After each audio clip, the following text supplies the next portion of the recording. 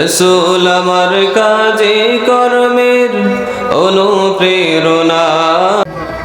তোমার সৃষ্টি যদি হয় তো সুন্দর, না জানি তাহলে তুমি কত সুন্দর,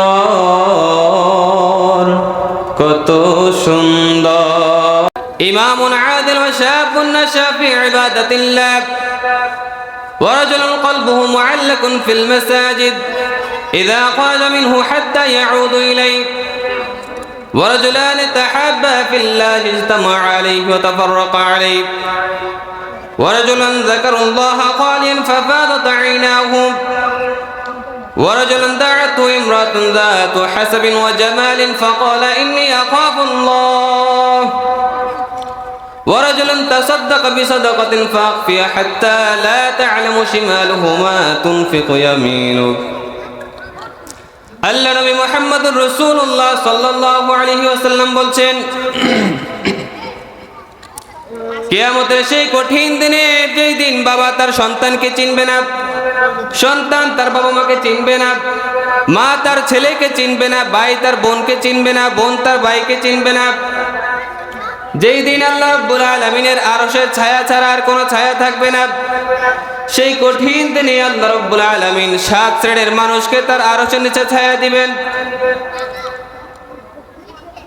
যাদেরকে আরশের নিচে ছায়া দিবেন তারা হচ্ছে 7 শ্রেণীর লোক।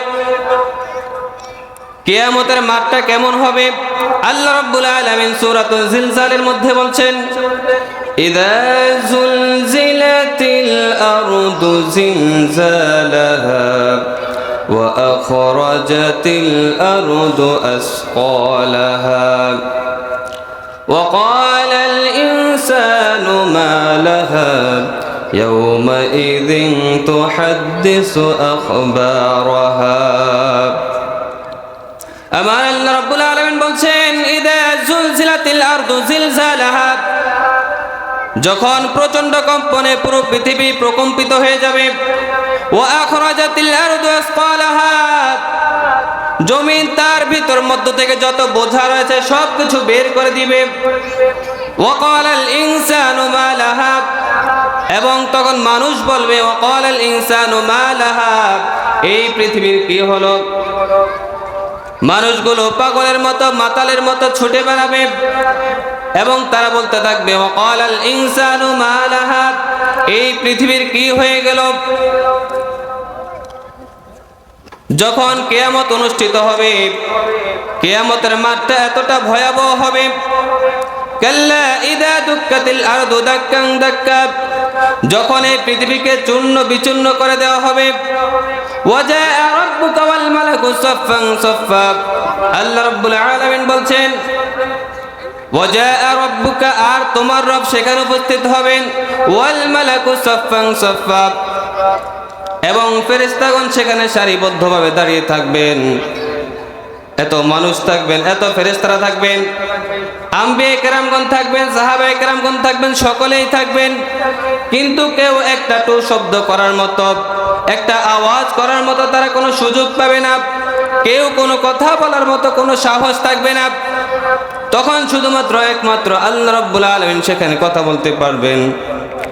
এজন্য আমার আল্লাহ রাব্বুল আলামিন বলছেন, ওয়াজাআ রাব্বুকা ওয়াল মালাকু সাফফান সাফফা, আর সেখানে তোমার রব উপস্থিত হবেন, ওয়াল মালাকু সাফফান সাফফা, এবং সমস্ত ফেরেশতারা সেখানে সারিবদ্ধভাবে দাঁড়িয়ে থাকবেন, কেউ কোনো কথা বলার মতো কোনো সাহস থাকবে না।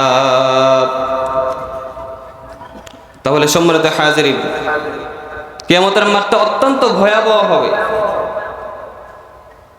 এতটাই ভয়াবহ হবে যে সেখানে আম্বিয়া কেরামগণ থাকবেন, ফেরেশতাগণ থাকবেন, সাহাবায়ে কেরামগণ থাকবেন, সবাই সেখানে সারিবদ্ধভাবে দাঁড়িয়ে থাকবেন, কিন্তু কেউ টু শব্দ করার মতো কোনো সাহস থাকবে না। আজকে আমরা দুনিয়াতে অনেক বড় বড় কথা বলতে পারি, অনেক কিছু বলতে পারি, কিন্তু তখন আর সেখানে কোনো কথাবার্তা বলা যাবে না। আল্লাহ রাব্বুল আলামিন বলছেন, ইদাস সামাউ ফাতরাত, যখন আকাশটা ফেটে যাবে, ওয়া ইদাল কাওয়াকিবু ইনতাসারাত, তখন নক্ষত্রগুলো জমিনের দিকে ঝরে পড়তে থাকবে। ওয়া ইদাল বিহারু ফুজ্জিরাত, সমস্ত সমুদ্রগুলো একাকার হয়ে যাবে, সমুদ্রের তলদেশ ফেটে যাবে। এই পৃথিবীতে যত সমুদ্রগুলো রয়েছে সবগুলো সমুদ্র একটা সমুদ্রের রূপ নেবে। আল্লাহ রাব্বুল আলামিন বলছেন, ইয়াউমা ইয়াকুনুন নাসু কাল ফারাশিল মাবসুস ওয়া তাকুনুল জিবালু কাল ইহনিল মানফুস। আল্লাহ রাব্বুল আলামিন বলছেন, ইয়াউমা ইয়াকুনুন নাসু কাল ফারাশিল মাবসুস, সেদিন মানুষগুলো পঙ্গপালের মতো বিক্ষিপ্ত হয়ে এদিক সেদিক ছোটাফেটা করবে।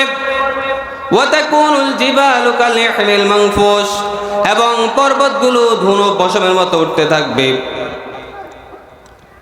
আল্লাহ রাসূল সাল্লাল্লাহু আলাইহি ওয়াসাল্লাম বলছেন, ইয়াখুযুল জাব্বারু সামাওয়াতিহি ওয়া আরদিহি বিয়াদিহি ওয়া ক্বাবাদা ইয়াদাহু ফাজআলা ইয়াকবিদুহা ওয়া ইয়াবসুতুহা সুম্মা ইয়াকুলু আনাল জাব্বারু ওয়া আনাল মালিকু আইনাল জাব্বারুনা আইনাল মুতাকাব্বিরুন।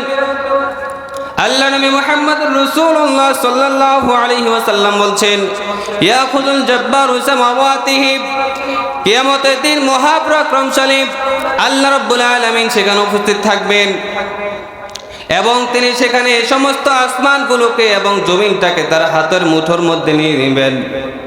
যখন তিনি হাতের মুঠোর মধ্যে নিয়ে নেবেন, নিয়ে নেওয়ার সাথে সাথে একবার সেটাকে সংকুচিত করবেন, আবার প্রসারিত করবেন, একবার সংকুচিত করবেন, আবার প্রসারিত করবেন।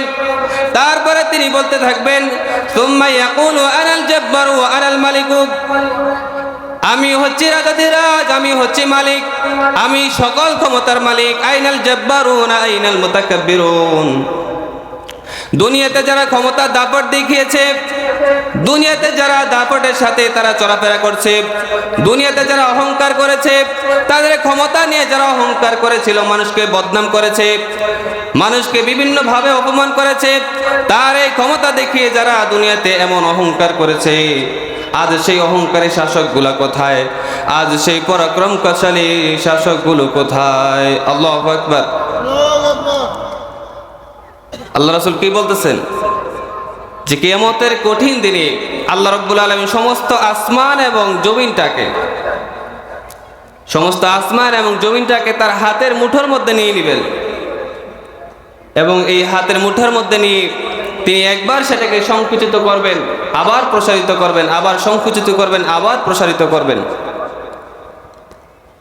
আবার সর্বশেষ প্রসারিত করে তিনি চিৎকার করে বলতে থাকবে, আনাল মালিক ওয়া আনাল মুতাকাব্বির, আমি হচ্ছি রাজাধিরাজ, আমি হচ্ছি এই পৃথিবী, এই সমস্ত আসমান এবং জমিনের সকল কিছুর একমাত্র অধিপতি, একমাত্র মালিক হচ্ছে আমি।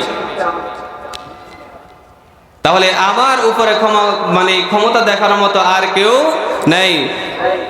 আইনাল জাব্বারুন আইনাল মুতাকাব্বিরুন, দুনিয়াতে যারা অহংকার করেছ, দুনিয়াতে যারা ক্ষমতার অপব্যবহার করেছ, আজ সেই অহংকারী শাসকগুলো আজকে কোথায়? আজকে তাদেরকে দেখতে পাচ্ছি না। এবং আল্লাহ রাব্বুল আলামিন তখন চিৎকার করে বলতে থাকবে, লিমানিল মুলকুল ইয়াউম লিল্লাহি ওয়াহিদুল কাহ্হার, তিনি বলতে থাকবেন, লিমানিল মুলকুল ইয়াউম, আজ এই সকল ক্ষমতার মালিক কে? আরেকটু জোরে বলেন। কিন্তু তখন এই আল্লাহ শব্দটি উত্তর দেওয়ার মতো কোনো মানুষ থাকবে না। তখন আল্লাহ রাব্বুল আলামিন তিনি নিজে উত্তর দিবেন, লিল্লাহি ওয়াহিদুল কাহ্হার, আজকে সকল ক্ষমতার একমাত্র মালিক হচ্ছে আমি আল্লাহ, আর কেউ না। সুবহানাল্লাহ। তাহলে সম্মানিত হাজিরিন, আমরা দুনিয়াতে যার একটু ক্ষমতা বেশি, একটু দাপট বেশি, তারা আমরা অনেক সময় অহংকার করি। এই ক্ষমতার, আমাদের এই সামান্য এই ক্ষমতা নিয়ে আমরা চলতে পারতেছি না, এবং এই ক্ষমতার কারণে আমরা মানুষের সাথে খারাপ ব্যবহার করি, দুর্ব্যবহার করি। কিন্তু আমরা এটা চিন্তা করি না, কিয়ামতের এই কঠিন দিনে আল্লাহ রাব্বুল আলামিন তাদেরকে এই চিৎকার করে বলতে থাকবে, এই অহংকারী শাসকগুলো আজকে কোথায়? কথা বুঝতে পারছেন কিনা? কিয়ামতের মাঠটা এতটা ভয়াবহ হবে। আল্লাহ রাব্বুল আলামিন বলছেন, ইয়াউমা ইয়াফিরুল মারউ মিন আখি, সেদিন মানুষজন তার ভাই থেকে পালিয়ে যাবে, ওয়া উম্মিহি ওয়া আবি, সন্তানরা তার পিতামাতা থেকে পালিয়ে যাবে, ওয়া সাহিবাতিহি ওয়া বানি, এবং স্বামী তার স্ত্রী, আদরের মোহাব্বতের স্ত্রী এবং সন্তান সন্ততিদের কাছ থেকে পালিয়ে যাবে। আপনি আজকে যাদেরকে সবচেয়ে বেশি আপন মনে করতেছেন, যাদের জন্য আপনি হালাল হারাম বাজ বিচার না করে ইনকাম করতেছেন, কিয়ামতের সেই কঠিন দিনে তারা আপনাকে কোনো প্রকার পরিচয় দিবে না। কিয়ামতের সেই কঠিন দিনে আল্লাহ রাব্বুল আলামিন 7 শ্রেণীর মানুষকে তার আরশের নিচে ছায়া দিবেন। এদের মধ্যে 1 নম্বর হচ্ছে ইমামুন আদিল, ন্যায়পরায়ণ শাসক। ইমামুন আদিল অর্থ কি? ন্যায়পরায়ণ শাসক। আল্লাহ রাব্বুল আলামিন কোরআনুল কারীমের মধ্যে বলছেন, ইন্নাল্লাহা ইয়া'মুরু বিল আদলি ওয়াল ইহসান, নিশ্চয়ই আল্লাহ রাব্বুল আলামিন তোমাদেরকে আদেশ করেছেন বিল আদলি ওয়াল ইহসান, ন্যায় বিচার এবং মানুষের সাথে সদাচরণ করার জন্য তোমাদেরকে আদেশ করেছেন। তাহলে আমাদেরকে আল্লাহ রাব্বুল আলামিন যার যার জায়গা থেকে ন্যায় বিচার এবং সদাচরণ করার জন্য কি করেছিলেন? আদেশ করেছিলেন।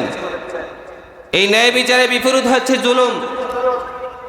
সেই জুলুমের বিষয়ে আল্লাহ রাসূল সাল্লাল্লাহু আলাইহি ওয়াসাল্লাম তিনি বলছেন, ইত্তাকি দাওয়াতাল মাজলুম ফাইন্নাহা লাইসা বাইনাহা ওয়া বাইনাল্লাহিল হিজাব।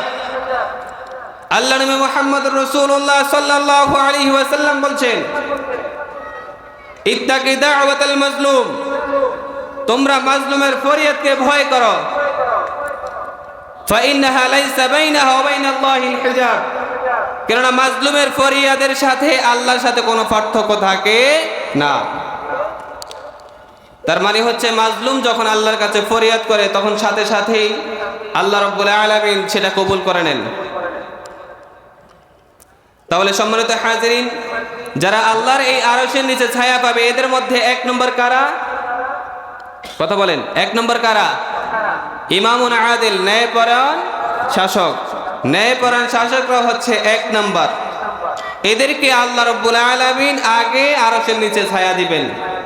আপনি যদি ন্যায়পরায়ণতার সাথে কাজ করতে পারেন, শাসন করতে পারেন, আপনি যদি আপনার অধস্তনদের সাথে, আপনার জনগণের সাথে সুসম্পর্ক রাখতে পারেন, তাদের সাথে সদাচরণ করতে পারেন, তাদের সবাইকে সমান চোখে দেখতে পারেন, তাহলে আল্লাহ রাব্বুল আলামিন আপনাকে সর্বপ্রথম আপনাকে আরশের নিচে ছায়া দিবেন। সুবহানাল্লাহ।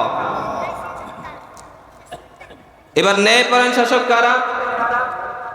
ন্যায়পরায়ণ শাসকের সংজ্ঞা হচ্ছে যারা কোরআন এবং সুন্নাহ দিয়ে, যারা কোরআন এবং সুন্নাহ অনুযায়ী রাষ্ট্র ব্যবস্থা পরিচালনা করে, যারা কোরআন এবং সুন্নাহ দিয়ে রাষ্ট্র পরিচালনা করে এবং বিচার কার্য সম্পাদন করে, তাদেরকে বলা হয় ন্যায়পরায়ণ শাসক। আপনি মনে রাখবেন, এই বাংলাদেশে যতদিন পর্যন্ত কোরআন এবং সুন্নাহ দিয়ে রাষ্ট্র পরিচালনা না করা হবে ততদিন পর্যন্ত এই বাংলাদেশে কখনোই শান্তি ফিরে আসতে পারে না। কিন্তু অত্যন্ত দুঃখজনক হলেও সত্য, বাংলাদেশের মধ্যে সুদ ভিত্তিক অর্থব্যবস্থা কায়েম রয়েছে। কিন্তু আমরা যদি এই বিষয়টা, এই সেক্টরটাকে যদি আমরা পরিবর্তন করতে না পারি, যতদিন পর্যন্ত আমরা আল্লাহ রাব্বুল আলামিনের এই কোরআন দিয়ে আমাদেরকে রাষ্ট্র পরিচালনা যতদিন পর্যন্ত করতে না পারবো, ততদিন পর্যন্ত এই বাংলাদেশ থেকে দুর্নীতি মুক্ত হবে না, হবে না, হবে না। আপনি যতই চেষ্টা করেন, আপনাকে 1 নম্বরে নামাজ কায়েম করতে হবে, 2 নম্বরে যাকাত ভিত্তিক অর্থ ব্যবস্থা প্রতিষ্ঠা করতে হবে, 3 নম্বর হচ্ছে সৎ কাজের আদেশ দিতে হবে, 4 নম্বর অসৎ কাজের প্রতি বাধা প্রদান করতে হবে। একটা সমাজের মধ্যে যদি অশ্লীল বিয়ে বা এই ধরনের কাজে যদি অশ্লীল বেহায়াপনা চালু থাকে, এটাকে আপনাকে প্রতিহত করতে হবে। এই খারাপ কাজের প্রতি আপনাকে বাধা দিতে হবে, এবং এই বাধা দেওয়ার জন্য কোনো সাধারণ মানুষকে যদি সেখানে বাধা দেয়, এই বাধা দেওয়ার তার কাজে আসবে না। বাধা দিতে হবে কারা? যারা স্থানীয় সরকার রয়েছে, যারা দায়িত্বশীল পর্যায়ে রয়েছে, তারাই বাধা দিতে হবে। কিন্তু আমাদের মতো সাধারণ পাবলিক গিয়ে যদি সেখানে বাধা দেয়, এই বাধার হিতে বিপরীত হইতে পারে। হয়তোবা যে বাধা দিবে তাকে আক্রমণ করতে পারে কিনা, কিন্তু এটাকে রাষ্ট্রীয়ভাবে নিষিদ্ধ করতে হবে। একটা হালাল কাজকে আমরা যদি হারাম দিয়ে উদ্বোধন করি, বিয়ে কি হালাল কাজ নাকি হারাম কাজ? কথা বলেন, হালাল না হারাম? এবং হালাল নয় শুধু উত্তম কাজ। সেই হালাল কাজটাকে যদি আমরা হারাম দিয়ে উদ্বোধন করি, তাহলে এই বিয়ের মধ্যে কি কখনো বরকত আসতে পারে? কথা বলেন, বরকত আসতে পারে? এখন আমরা হালাল কাজ, উত্তম কাজগুলো করি, হারাম দিয়ে উদ্বোধন করি। এই জন্য আমাদেরকে এই বিষয়টা খেয়াল রাখতে হবে, সৎ কাজের আদেশ এবং অসৎ কাজের নিষেধ করতে হবে। তাহলে আল্লাহ রাব্বুল আলামিন কি বলছেন, যে যাদেরকে আমি রাষ্ট্রীয় ক্ষমতা দান করব তারা প্রাথমিকভাবে 4টি কাজ করবে। কয়টি কাজ? 4টি। এবার দেখেন আল্লাহ রাসূল সাল্লাল্লাহু আলাইহি ওয়াসাল্লাম বলছেন, قال رسول الله صلى الله عليه وسلم أهل الجنة ثلاثة ذو سلطان مقسط متصدق موفق ورجل رحيم رقيق القلب لكل ذي قربى ومسلم وعفيف متعفف ذو عيال। আল্লাহ নবী মুহাম্মদুর রাসূলুল্লাহ সাল্লাল্লাহু আলাইহি ওয়াসাল্লাম বলছেন, 3 শ্রেণীর মানুষের কোনো প্রকার কষ্ট হবে না, তাদের কোনো প্রকার দুঃখ থাকবে না, তাদের কোনো প্রকার কষ্ট হবে না, তাদেরকে আল্লাহ রাব্বুল আলামিন জান্নাত দিয়ে দিবেন। জোরে বলেন সুবহানাল্লাহ। কয় শ্রেণীর মানুষ? 3 শ্রেণীর মানুষের কোনো কষ্ট হবে না, তাদেরকে আল্লাহ রাব্বুল আলামিন জান্নাত দিয়ে দিবেন। আরেকটু জোরে বলেন সুবহানাল্লাহ। তাহলে 1 নাম্বার হচ্ছে সেখানে যারা ন্যায়পরায়ণ শাসকদেরকে আল্লাহ রাব্বুল আলামিন 1 নম্বরে জান্নাতে দিয়ে দিবেন। সুবহানাল্লাহ। 2 নম্বর হচ্ছে ওই ব্যক্তি যে প্রত্যেক মুসলমান এবং নিকটাত্মীয়দের সাথে সদাচরণ করে। জোরে বলেন সুবহানাল্লাহ। তারপরে 3 নম্বর হচ্ছে ওই ব্যক্তি যার পরিবারের মধ্যে সদস্য সংখ্যা অনেক, তার পরিবারের মধ্যে অভাব অনটন আছে, কিন্তু সে এত অভাব অনটন থাকা সত্ত্বেও সে কখনোই মানুষের কাছে হাত পাতে না। তাহলে এই 3 শ্রেণীর মানুষের প্রতি, এই 3 শ্রেণীর মানুষকে আল্লাহ রাব্বুল আলামিন সরাসরি জান্নাত দিয়ে দিবেন, তাদের কোনো প্রকার কষ্ট হবে না। তাহলে আমাদেরকে ন্যায়পরায়ণ হইতে হবে। আমরা আমাদের দায়িত্বশীল জায়গা থেকে, আমরা আমাদের যেই দায়িত্বে আছি, আমরা ওই দায়িত্বে থাকা অবস্থায় আমরা আমাদের ন্যায়পরায়ণতা ধরে রাখতে হবে। কারণ আল্লাহ রাসূল সাল্লাল্লাহু আলাইহি ওয়াসাল্লাম বলছেন, আলা কুল্লুকুম রাঈন ওয়া কুল্লুকুম মাসউলুন আন রাইয়াতিহি। প্রত্যেকটি ব্যক্তি দায়িত্বশীল এবং এই দায়িত্বের ব্যাপারে আল্লাহ রাব্বুল আলামিন কিয়ামতের দিন তাকে জিজ্ঞাসা করবেন। তাহলে আমরা আমাদের যার যার অবস্থান থেকে দায়িত্বশীল, আমরা আমাদের দায়িত্বশীল জায়গা থেকে, দায়িত্ববোধ থেকে আমরা ন্যায়পরায়ণ হইতে হবে। তারপর আল্লাহ রাসূল সাল্লাল্লাহু আলাইহি ওয়াসাল্লাম তিনি বলছেন, 3 শ্রেণীর মানুষের দোয়া কখনোই আল্লাহ রাব্বুল আলামিন ফিরিয়ে দেন না, এদের দোয়া করার সাথে সাথে আল্লাহ রাব্বুল আলামিন সেটা কবুল করে নেন। সুবহানাল্লাহ। 1 নম্বর হচ্ছে ন্যায়পরায়ণ শাসক। এই ন্যায়পরায়ণ শাসক যখনই দোয়া করবে আল্লাহ রাব্বুল আলামিন তার দোয়া ততক্ষণই কবুল করে নেবেন। সুবহানাল্লাহ। 2 নম্বর হচ্ছে মাজলুম ব্যক্তি, যার প্রতি জুলুম করা হয়, ওই ধরনের লোকরা যখনই দোয়া করবে আল্লাহ রাব্বুল আলামিন তার দোয়া তখনই কবুল করে নেবেন। সুবহানাল্লাহ। কারণ আল্লাহ রাসূল সাল্লাল্লাহু আলাইহি ওয়াসাল্লাম তিনি বলছেন, ইত্তাকি দাওয়াতাল মাজলুম ফাইন্নাহা লাইসা বাইনাহা ওয়া বাইনাল্লাহিল হিজাব। তোমরা মাজলুমের ফরিয়াদকে ভয় করো, কেননা মাজলুমের ফরিয়াদের সাথে আল্লাহর সাথে কোনো পর্দা থাকে না। পর্দা থাকে না মানে কি? যে এই মাজলুম যখনই দোয়া করবে আল্লাহ রাব্বুল আলামিন তার দোয়াটা তখনই কবুল করে নেবেন। সুবহানাল্লাহ। 3 নাম্বার হচ্ছে বাবা মা। বাবা মা আপনার জন্য যদি ভালো দোয়া করে সেটাও আল্লাহ রাব্বুল আলামিন কবুল করে নেবেন। আবার এই বাবা মা যদি আপনার জন্য খারাপ দোয়া করে সেটাও আপনার জন্য কবুল হয়ে যাবে। এজন্য আমাদেরকে বাবা মার সাথে সব সময় সম্মান রেখে বাবা মার সাথে সবসময় ভালো আচরণ করতে হবে। আজকে আমরা দেখতে পাই সন্তান যখন একটু বড় হয়ে যায়, সন্তান যখন 15 থেকে 20 বছর হয়ে যায়, এই সন্তান আর বাবা মার কথা শুনতে চায় না। এজন্য আমাদেরকে বাবা মার কথা শুনতে হবে। তাহলে সম্মানিত হাজরিন, যারা আরশের নিচে ছায়া পাবে এদের মধ্যে 1 নম্বর কারা? কথা বলেন, 1 নম্বর কারা? ন্যায়পরায়ণ শাসক। এবার আসি 2 নম্বরে, ওয়াশাবুন নাশা ফি ইবাদাতিল্লাহ। আল্লাহ নবী মুহাম্মদুর রাসূলুল্লাহ সাল্লাল্লাহু আলাইহি ওয়াসাল্লাম বলছেন, যাদেরকে আল্লাহ রাব্বুল আলামিন আরশের নিচে ছায়া দিবেন, এদের মধ্যে দ্বিতীয় নম্বর ব্যক্তি হচ্ছে ওই যুবক যে তার যৌবনটাকে আল্লাহ রাব্বুল আলামিনের ইবাদতে কাটিয়েছে। সুবহানাল্লাহ। তাহলে দুই নম্বর হচ্ছে ওই যুবক যে তার যৌবনকালকে আল্লাহ রাব্বুল আলামিনের ইবাদতে কাটিয়েছে। সে যৌবনের সময়ে কোনো প্রকার খারাপ অশ্লীল দিকে যায় নাই। তার যখন যৌবন চলতেছে, যৌবন কাল চলতেছে, তখন সে এই সময়টাকে আল্লাহ রাব্বুল আলামিনের ইবাদতে কাটিয়েছে। আর আমরা আমাদের যুবকদেরকে দেখতে পাই যে তারা বিভিন্ন প্রকার মদের আড্ডায়, বিভিন্ন প্রকার জুয়ার আড্ডায় তারা বসে থাকে। কিন্তু আল্লাহ রাসূল সাল্লাল্লাহু আলাইহি ওয়াসাল্লাম তিনি বলছেন যে যাদেরকে আরশের নিচে ছায়া দেবে, এদের মধ্যে দ্বিতীয় নম্বর হচ্ছে ওই যুবক যে তার যৌবন কালটাকে আল্লাহ রাব্বুল আলামিনের ইবাদতে কাটিয়েছে।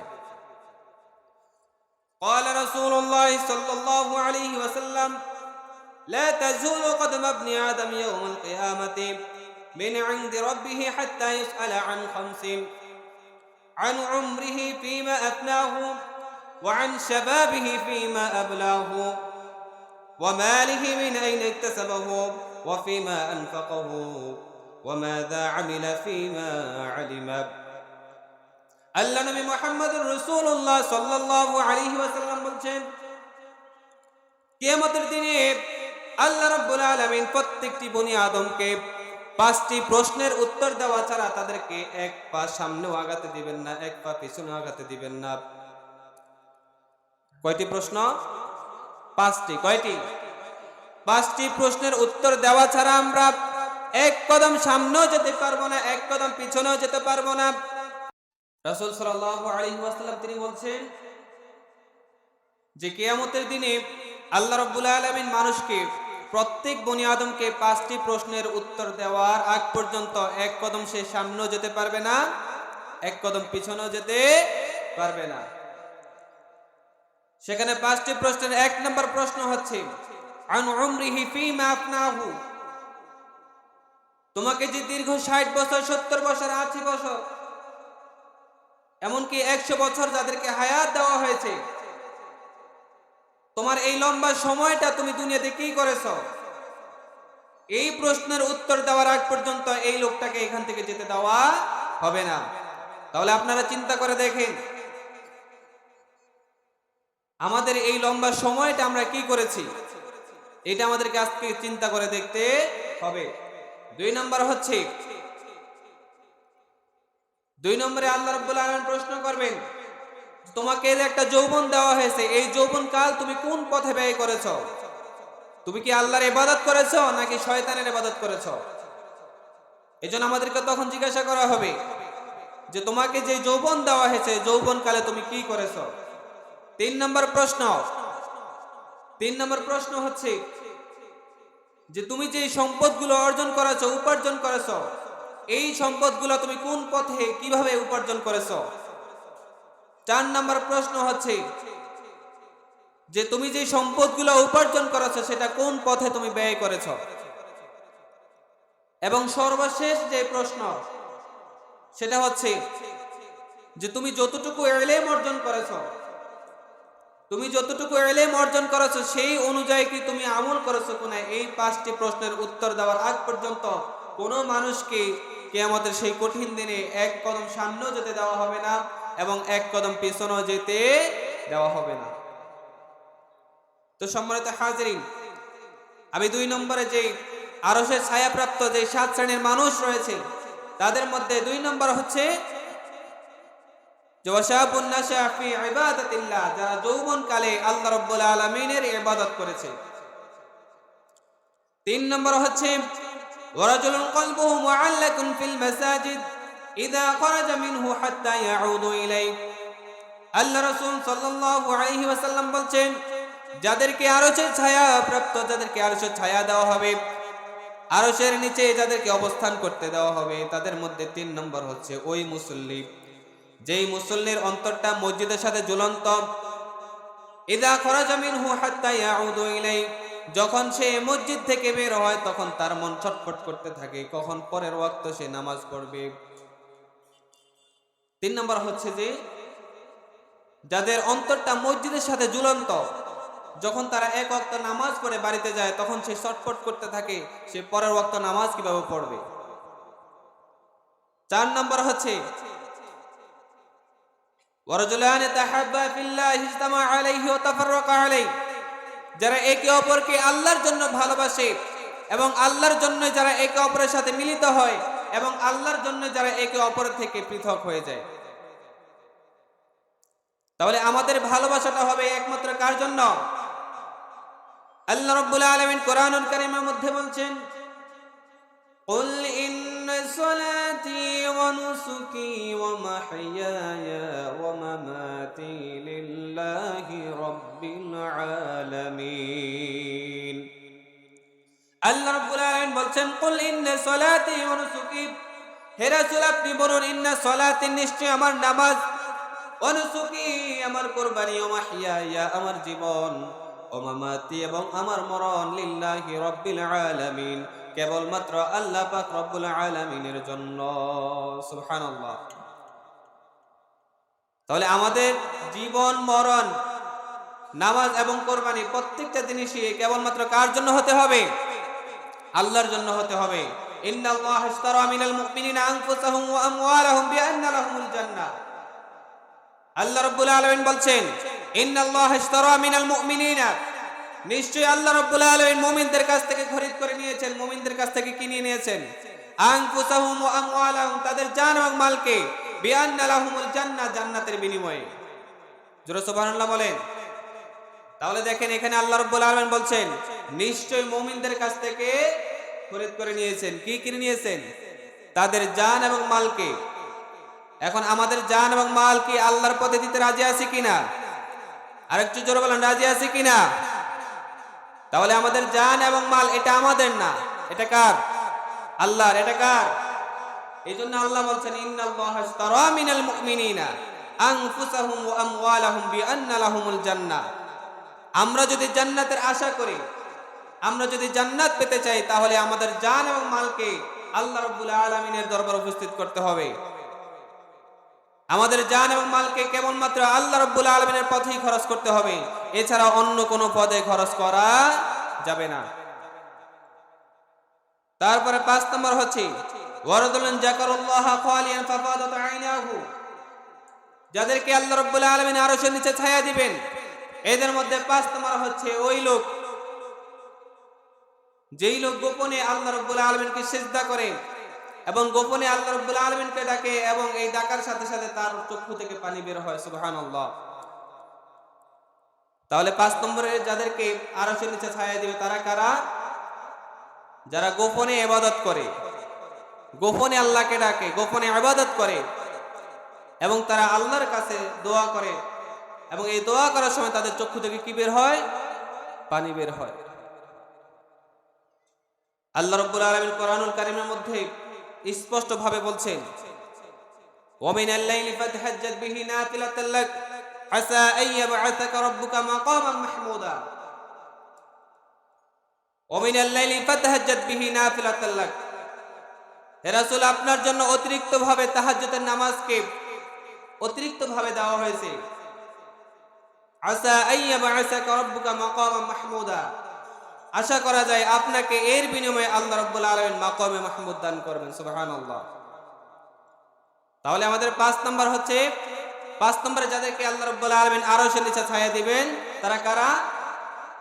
তারা হচ্ছে যারা গোপনে আল্লাহকে ডাকে। তারা কি করে? গোপনে আল্লাহকে ডাকে।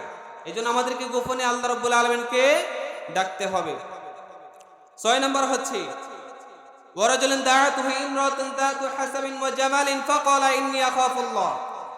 আল্লাহ রাসূল সাল্লাল্লাহু আলাইহি ওয়াসাল্লাম বলছেন 6 নম্বর হচ্ছে ওই লোক যাকে উচ্চ বংশ মর্যাদা সম্পন্ন কোন রমণী যাকে জিনা করার জন্য আহ্বান করেছিল, তখন সে চিৎকার করে বলছিল, ফাকালা ইন্নী আখাফুল্লাহ, নিশ্চয় আমি কাকে ভয় করি? কথা বলেন, নিশ্চয় আমি কাকে ভয় করি? আল্লাহ রাব্বুল আলামিন বলছেন, ইয়া আইয়ুহাল্লাযীনা আমানু তাকুল্লাহ হাক্কা তুকাতিহি ওয়া লা তামুতুন্না ইল্লা ওয়া আনতুম মুসলিমুন। ইয়া আইয়ুহাল্লাযীনা আমানু, হে ঈমানদারগণ, ইত্তাকুল্লাহ, তোমরা আল্লাহকে ভয় করো, হাক্কা তুকাতিহি, যেমনি ভাবে ভয় করা উচিত, ওয়া লা তামুতুন্না ইল্লা ওয়া আনতুম মুসলিমুন, এবং মুসলমান হওয়া ছাড়া মৃত্যুবরণ করো না। তাহলে এখানে কোন দুনিয়ার কোন কাফের মুশরিকদেরকে বলা নাই, ঈমানদারদেরকে উদ্দেশ্য করে বলছেন, ইয়া আইয়ুহাল্লাযীনা আমানু ইত্তাকুল্লাহ, তোমরা কাকে ভয় করো? আল্লাহকে ভয় করো, হাক্কা তুকাতিহি, যেমনি ভাবে ভয় করা উচিত। আমরা যেমনি ভাবে দুনিয়াতে আমরা যখন মসজিদে নামাজ পড়তে যাই, নামাজ পড়ার সময় যেমনি ভাবে আমরা আল্লাহকে ভয় করি, যখন আমরা বাহিরে সমাজে রাস্তাঘাটে বিচারে আচারে যখন আমরা বিচার কাজ সম্পাদন করব, সেখানেও কাকে ভয় করতে হবে? আল্লাহকে ভয় করতে হবে। সেখানে যদি আমরা টেবিলের নিচে দিয়ে হাত দেই, এই হাত এই ঈমান দিয়ে আমাদের কোনো কাজে আসবে না। আমরা মসজিদে যখন নামাজ পড়ব, ঠিক একইভাবে সমাজে বিচার করার জন্য তখন আল্লাহকে ভয় করব।